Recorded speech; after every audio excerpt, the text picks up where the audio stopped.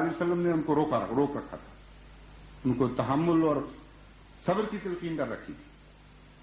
وہ سب سے بڑا گستاخ رسول عبداللہ بن ابی بن سلول، جس نے نعوذ باللہ من ذالک حضرت صلی اللہ علیہ وآلہ وسلم کو کے متعلق ایسے الفاظ کہے کہ ایک انسان ایک مسلمان کی زبان پر آتے نہیں، بیان کرنے کی کوشش بھی کی جائے اور مورخین نے لکھے بھی ہیں اور کتابوں میں لکھنے بھی پڑتے ہیں، لیکن دل نہیں چاہتا کہ ان کو دہرایا جائے.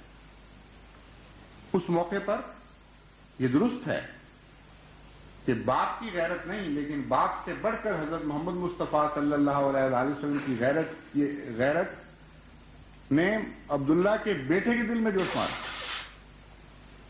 اور وہ حضور کی خدمت میں حاضر ہوا اور اس نے یہ عرض کیا کہ یا رسول اللہ، یہ برداشت سے بڑھ گیا ہے معاملہ، میرے باپ نے یہ ذلیل حرکت کی، اجازت دی جائے کہ میں اسے قتل کروں.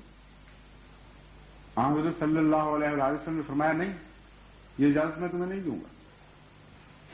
یہ ہے سنت محمد مصطفیٰ صلی اللہ علیہ وسلم. یہ وہ اخلاق اور تہذیب اور عظمت اور شرف انسانی کی وہ عظیم داستانیں ہیں جو کہانیاں نہیں بلکہ عملی دنیا میں آسمان کے سورج نے ایک ایسے دور میں دیکھی جبکہ حقیقت میں سورج آسمان پر نہیں بلکہ زمین پر اتر آیا تھا، جبکہ آسمان کا سورج حضرت محمد مصطفیٰ صلی اللہ علیہ وآلہ وسلم کے سورج کے سامنے اندھیرا دکھائی دیا کرتا تھا. ان سے تو تمہیں کوئی نسبت نہیں، لیکن اپنا وہ ضابطہ حیات جسے تم فخر سے پیش کر رہے ہو اس پر خود کیوں عمل کر کے نہیں دکھاتے؟ اگر یہ بات درست ہے کہ ایک صدر پاکستان اہل پاکستان کو اجازت دیتا ہے کہ وہ اپنے باپ کی بے عزتی بھی برداشت نہ کریں اور اپنے محبوب آقا کی بے عزتی بھی کرنے والے کو یا جس پر الزام بھی لگ جائے کہ وہ بے عزتی کرتا ہے اس کا قتل و غارت شروع کر دیں، تو پھر سب سے پہلے تو جیسا کہ میں نے بیان کیا ہے، جو لوگ آپ کو امیر المومنین کہتے ہیں ان کو کیوں نہیں اکساتے؟ اور پھر آپ کی اپنی اولاد بھی تو ہے، کیا ان کو باپ کی غیرت نہیں ہے؟ کیا دوسرے رہ گئے ہیں باپوں کی غیرت نہیں دکھانے والے؟ وہ کیوں نہیں اٹھتے اور ان بریلوی علماء کو قتل کیوں نہیں کرتے جنہوں نے آپ کو گالیاں دی؟ اور سندھ پر کیوں دھاوا نہیں بولتے جو دن رات آپ کو گالیاں دے رہا ہے؟ وہ مائیں آپ کو گالیاں دے رہی ہیں جن کی گودوں کے بچے چھینے گئے صرف اس لیے کہ انہوں نے سیاست میں آزادی ضمیر کا تقاضا کیا تھا. وہ باپ گالیاں دے رہے ہیں جن کے معصوم ان کے ہاتھوں سے نکل گئے، وہ بیوائیں گالیاں دے رہی ہیں جن کے خامن چھینے گئے، وہ بچے گالیاں دے رہے ہیں جو خود یتیم رہ گئے اور بے دردی سے ان کے سینوں پر گولیاں چلائی گئی صرف اس لیے کہ وہ آزادی ضمیر کا تقاضا کر رہے تھے. وہ یہ تقاضا کر رہے تھے کہ ہمیں اپنے وطن میں آزاد رہنے دیا جائے. سارا بلوچستان گالیاں دے رہا ہے. پاکستان کی بھاری اکثریت جو اہل سنت ہے وہ مذہبی نقطۂ نگاہ سے گالیاں دے رہی ہے، اور سارا پاکستان بحیثیت مجموعی دن رات شدید بغض اور عناد میں مبتلا ہے. اور بس نہیں چل رہا کسی کا کہ کس طرح اس ظالمانہ حکومت سے چھٹکارا حاصل کریں. تو آپ کی اولاد تو بہرحال جسمانی اولاد ہے، اگر روحانی نہیں تو جسمانی اولاد تو موجود ہے. آپ کے بیان کیے ہوئے اصول کے مطابق ان کو تلواریں ہاتھ میں لے کر نکل جانا چاہیے. پھر جب تک بس چلے کبھی سندھ میں جا کر قتل و غارت شروع کر دیں، کبھی بریلویوں پر حملہ بول دیں اور ان کا قتل و غارت شروع کر دیں، کبھی بلوچستان میں کبھی پنجاب کی گلیوں میں خون بہائیں. یہ پھر ان کے لیے تو لاہ عمل ایک بڑا کھلا آپ نے پیش کر دیا، لیکن جھوٹ کے پاؤں نہیں ہوتے. یہ محض ایک فساد پھیلانے والی باتیں ہیں، اس سے زیادہ کوئی ان میں حقیقت نہیں. اس لیے نہ خود یہ عمل کریں گے اس پر، نہ ان کی اولاد اس پر عمل کرے گی، اور وہ غیرت کے تقاضے جو خود پیش کر رہے ہیں ان پر اپنے بچے پورے نہیں اتریں گے کبھی. میں چیلنج کرتا ہوں، کر کے دکھائیں. سرا سر سے پاؤں تک جھوٹ ہی جھوٹ ہے. کوئی حیا نہیں رہی کہ وقت کے امام کے متعلق جس کو خدا نے اپنے ہاتھوں سے قائم کیا ہے اس کے متعلق زبانیں کھلتی چلی جا رہی ہیں اور کوئی کنارہ نہیں ہے ان کی بے حیائی کا. جماعت احمدیہ تو خدا تعالیٰ کے فضل سے ایک والی رکھتی ہے، ایک ولی رکھتی ہے. جماعت احمدیہ کا ایک مولا ہے اور زمین و آسمان کا خدا ہمارا مولا ہے. لیکن میں تمہیں بتاتا ہوں کہ تمہارا کوئی مولا نہیں. خدا کی قسم جب ہمارا مولا ہماری مدد کو آئے گا تو کوئی تمہاری مدد نہیں کر سکے گا. خدا کی تقدیر جب تمہیں ٹکڑے ٹکڑے کرے گی تو تمہارے نام و نشان مٹا دیے جائیں گے اور ہمیشہ دنیا تمہیں ذلت اور رسوائی کے ساتھ یاد کرے گی.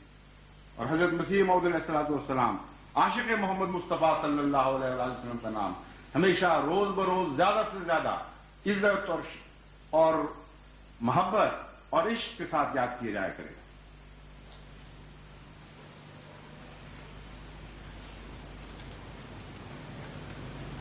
عجیب و غریب بہانے بنائے گئے ہیں کہ حضرت ہم کیسے برداشت کر سکتے ہیں کہ ایک جھوٹا نبی، ایک جھوٹا دعوے دار، ایک مفتری، نعوذ باللہ من ذالک، حضرت محمد مصطفیٰ صلی اللہ علیہ وآلہ وسلم کے مقابل پر نبوت کا اعلان کر دے. جو شعر میں نے ابھی پڑھ کے آپ کو سنائے ہیں، جو نظم و نثر حضرت مسیح موعود علیہ الصلوۃ والسلام کی 1000 صفحات پر مشتمل ہے، اس کو کوئی پڑھ کر وہم و گمان بھی نہیں کر سکتا کہ اس ذات کے متعلق یہ ایسا ناپاک حملہ کیا جا سکتا. بالمقابل ایک نبوت کا دعویٰ کیا. آپ نے تو وہی دعویٰ کیا ہے جو تمہارا اپنا بھی ایمان ہے کہ ایسا ضرور ہو کر رہے. آپ کا تو یہ دعویٰ ہے کہ میں وہ امام مہدی ہوں جس کو حضرت محمد مصطفیٰ صلی اللہ علیہ وآلہ وسلم کی پیشگوئیوں کے مطابق اس زمانے میں بھیجا گیا. اور امام مہدی از خود تو نہیں بن جایا کرتے کہ لوگوں کے کہنے سے تو نہیں کوئی امام مہدی بن جایا کرتا. امام تو ہوتا ہی وہی ہے جس کو خدا کھڑا کرے، جسے خدا خود مقرر فرمائے، جس پر الہام نازل کرے کہ میں تجھے زمانے کا امام مقرر کرتا ہوں. اگر وہ نہیں ہے تو دوسرے اماموں کے منہ پر تھوکتا بھی کوئی. 2 کوڑی کی بھی حیثیت نہیں ہے ان اماموں کی جن کو دنیا والے آج خود بنا لیا کرتے ہیں. وہ امام ہیں عزت کے لائق اور شرف کے لائق جن کو خدا مقرر کیا کرتا ہے. تو امام مہدی کیسے ہوں گے؟ ان کا مقام کیا ہوگا؟ جن کو خدا خود مقرر فرمائے گا اور جن کا ماننا تمام امت پر لازم قرار دے دے گا. یہ 2 خواص ہیں امام مہدی کے. بتاؤ تو صحیح، کیا ان خواص کا حامل کبھی دنیا میں غیر نبی بھی پیدا ہوا؟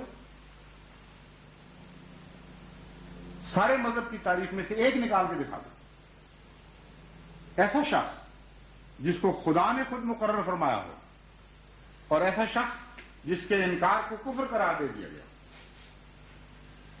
یہی تاریخ ہے نبوت کی. تم خود یہ دونوں باتیں امام مہدی میں مانتے ہو، لیکن اتنی جرت نہیں ہے، صداقت کے ساتھ ایسی وابستگی نہیں ہے کہ روشنی کو روشنی کہہ سکو اور اندھیرے کو اندھیرا کہہ سکو. جب تک تمہارے اندر امام مہدی کے آنے کا تصور موجود ہے، تم جھوٹ بولو گے اگر حضرت مرزا صاحب کے متعلق یہ الزام لگاؤ گے کہ نعوذ باللہ من ذالک حضرت صلی اللہ علیہ وآلہ وسلم کے مقابل پر کسی نبوت کا دعویٰ کیا. آپ نے تو ایک جگہ یہ لکھا کہ مجھے خالی نبی نہ لکھا کرو، جب لکھو امتی نبی لکھو، کیونکہ میری ساری شان حضرت محمد مصطفیٰ صلی اللہ علیہ وآلہ وسلم کی غلامی اور آپ کی امت میں سے ہونے میں سے ہے. پھر دوسری جگہ فرماتے ہیں کہ اگر میرے اعمال کو حمالہ کے برابر بھی ہوتے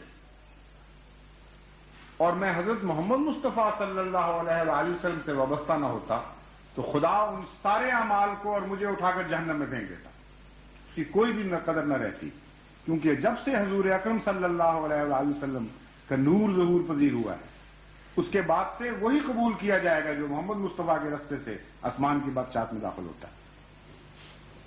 اسی کو وسیلہ کہتے ہیں.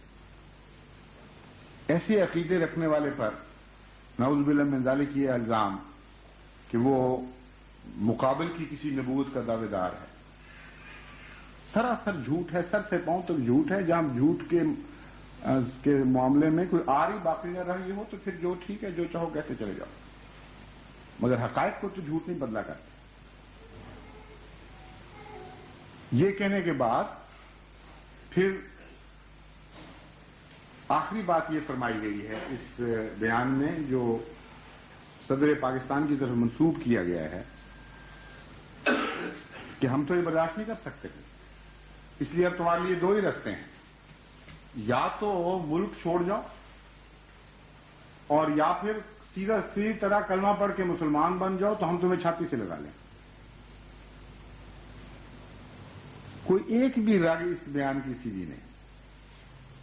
ہم محاورہ سنا کرتے تھے، اونٹ رے اونٹ تیری کون سی کل سیدھی، لیکن یہ محاورہ ہی تھا. ہم نے تو ہر چیز پر غور کیا، کوئی نہ کوئی سیدھی کل نظر آ جایا کرتی تھی. لیکن یہ بیان آج ایسا میری نظر سے گزرا ہے کہ جس کی کوئی بھی کل سیدھی نہیں. ملک سے نکل جاؤ. ملک کوئی لوگوں کے باپوں کی جاگیریں تو نہیں ہوا کرتے. ملک تو قوم کا اجتماعی سرمایہ ہوتا ہے. ملک سے کون کسی کو کیسے نکال سکتا ہے؟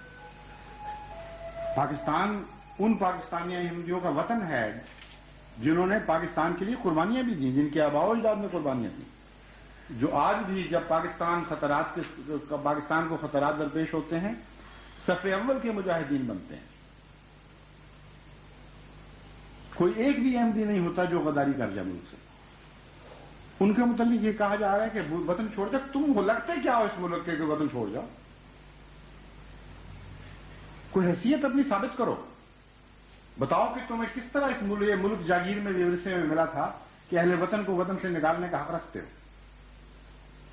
اگر وطن سے نکالنے کا کسی کے متعلق کوئی حق ہے کسی کو، تو پھر ان لوگوں کو نکالنا چاہیے جو پاکستان کی پیروی بنانے نہیں دینا چاہتے تھے، جو قائد اعظم کو کافر اعظم کہتے تھے، جو یہ کہا کرتے تھے کہ کسی ماں نے وہ بچہ نہیں جانا جو پاکستان بنا کے دکھا دے یا پاکستان کی پیروی بنا کے دکھا دے، جو یہ کہا کرتے تھے کہ جو بنے گا پلیزستان بنے گا، پاکستان نہیں بنے گا، جو ہندو کانگریس کی سربراہی کیا، ہندو کانگریس کی غلامی کے اوپر فخر کیا کرتے تھے اور یہ اعلان کیا کرتے تھے کہ مسلمان کا صرف اتنا کام ہے کہ سیاست میں قربانی دے اور پھر جو کچھ حاصل کرے، جو ملک اس کے نتیجے میں ہاتھ میں آئے، وہ ہندو اکثریت کے حضور پیش کر دے اور یہی اس کا کام ہے، اور پھر وہ اللہ اللہ میں مصروف ہو جائے.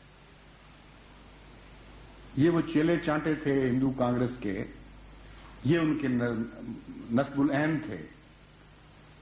ان کا تو حق ہے کہ اس وطن میں آ کے ٹھہریں جس کو احمدی نے اپنا خون دے کے بنایا، اور احمدی کا حق نہیں ہے کہ اس وطن میں رہے. کوئی کچھ تو عقل کا پاس ہونا چاہیے. اتنا تو نہیں کہ کلیتاً عقل کو ایسی چھٹی دے دی جائے کہ قریب بھی نہ پھٹکنے دیا جائے، ہر بات کو الٹ کر دیا جائے.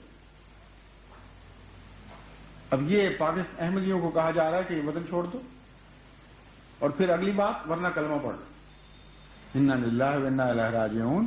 کلمہ پڑھنے کے نتیجے میں تو مارے جا رہے ہیں بیچارے. اس جرم میں تو وہ سزائیں دیے جا رہے ہیں کہ کلمہ کیوں پڑھتے ہیں. اسی جرم کی سزا پاداش میں جیلیں بھر رہے ہو تم کہ احمدی کلمہ کیوں پڑھتے ہیں اور سیاہیاں پھروا رہے ہو. یہ وہ اسلامی حکومت ہے جو اسلام کے نام پر قائم کی گئی تھی اور اب اسلام ہی کے نام پر کلمے مٹانے پر میں لگی ہوئی. ہر ڈاک میں ایسی اطلاعیں آتی ہیں کہ حکومت کے کرندے جن کو حکومت کے افسران نے مجبور کیا ہے حکمن جاتے ہیں اور بعض دفعہ روتے ہیں وہاں احمدیوں کے سامنے کہ ہم مجبور ہیں، ہماری نوکری کا سوال ہے. لیکن مشرک ہو چکے ہیں، خدا کی پرواہ نہیں کرتے، بندے کی نوکری کا سوال ہے، اس لیے اپنے ہاتھوں سے وہ کلمہ مٹانے لگ جاتے. تو کلمہ